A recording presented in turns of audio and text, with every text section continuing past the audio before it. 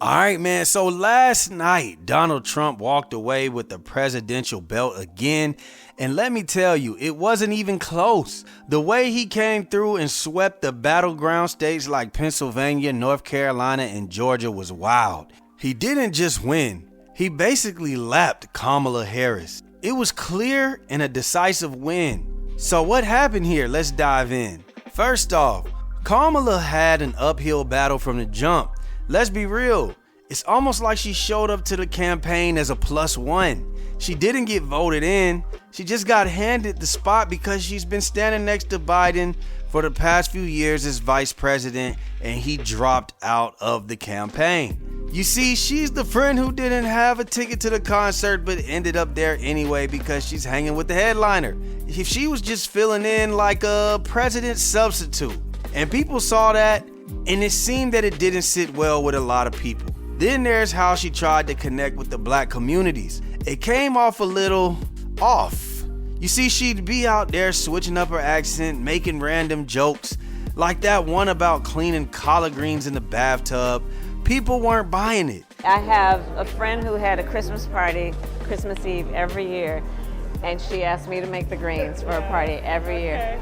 And I am not lying to you that I would make so many greens that I'd need to wash them in the bathtub. I'm telling you the truth. So how do you make your greens? Do you put turkey in them? Do you bacon. Nice. My grandma I do used to put bacon. She used to put Garlic. vinegar. I put white vinegar. Yes. I do. So I start with, I slice up my garlic. But no, first I chop up the bacon fry it. and get all that fat going. Then I put garlic. Yeah. Some chili peppers, Yes. and then a lot of water and some, a little chicken stock, and I let it go for a while Flowers. before I put the greens in. And then, right, so you get that going and all that flavor, and then I put the greens in for a couple hours, then I do vinegar, and then I cheat and do a little Tabasco. No, that's okay. Yeah, My but grandmother- Tabasco of all, like I like Louisiana hot sauce, Yeah. but Tabasco has that right amount of vinegar. Tang Yeah. on it, yeah. And that's how I do my greens. I see why you get invited every year. It felt like she was putting on a show trying too hard to fit in, like who's washing greens in the bathtub? It's like she's reading from a How to Be Relatable one-on-one script and folks saw right through it. And don't get me started on the celebrity lineup. She had all these big names coming out to back her up, but it felt more like a red carpet event than a campaign.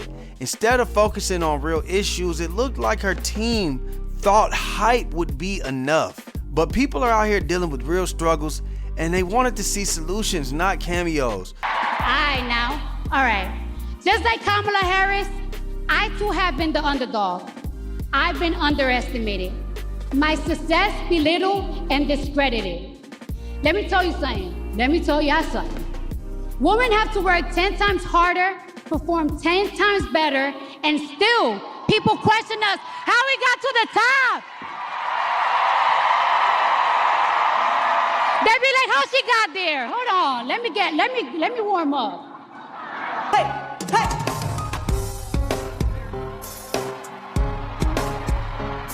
I get money, I'ma stop.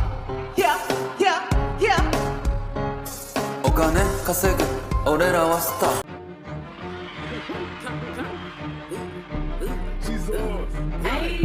It's 7 p.m. Friday. It's 95 degrees.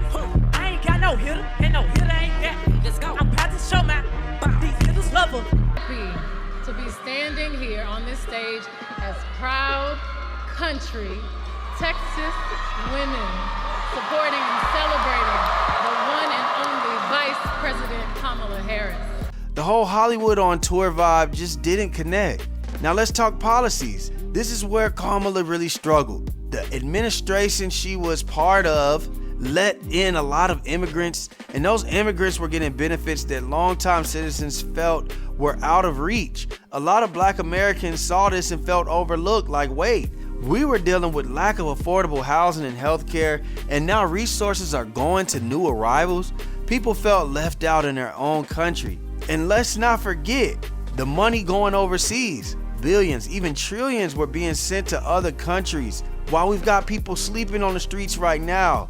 Homelessness is climbing. but all we see is our leaders writing checks to other nations. Add that to the fact that inflation went through the roof, groceries, rent, gas, everything is higher.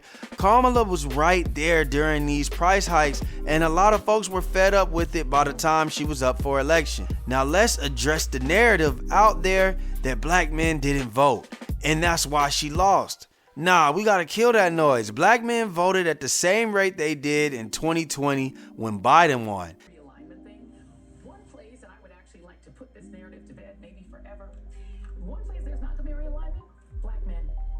Every 4 years, I go through the ritual of having to talk down, this is the sort of world that wants to say that black men are just realigning and they're all going to run to Donald Trump. There is literally no difference in the exit polls. A 1-point difference is not a difference at all between where black men were in 2020 and where they are in 2024. It's not black men. They are not the ones shifting. What you're seeing are shifts among Latino voters for sure. But you are not seeing shifts among black men. Please stop saying black men. So let's set the record straight. This wasn't about black men not showing up.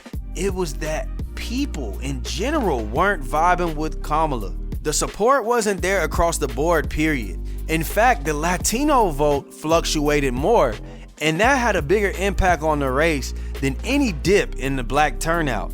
And here's Trump, the man, the myth, the familiar face. People know what they're getting with him, like it or not.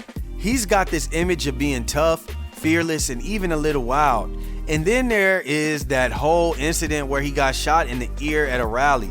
That was like some action movie scene. It gave him this nothing can stop me look that a lot of people respected. He came off as resilient and tough, and it really struck a chord with folks who were tired of feeling like the country was losing its strength. So now Trump's back in office, and the question is, what is he going to do with all the legal cases waiting on him? Is he about to pull a fast one and start pardoning himself? I mean, this guy has been known to make bold moves, and it wouldn't be surprising if he tries to wipe his slate clean. Classic Trump, right?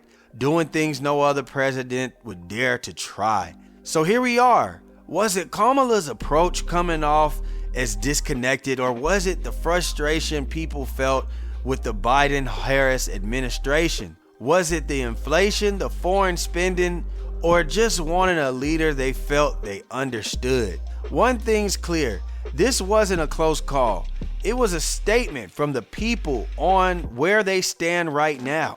What do y'all think? Was it policies, the personality, or just the state of the country that decided this election? Let me know in the comments below. Make sure you like, share, comment, subscribe. Let's get the road to 10,000 subscribers popping. We got 6 months to get that done. And let's try to get 150 likes on here to show support and keep me in the algorithm. I appreciate y'all. I'm out, man. Boo!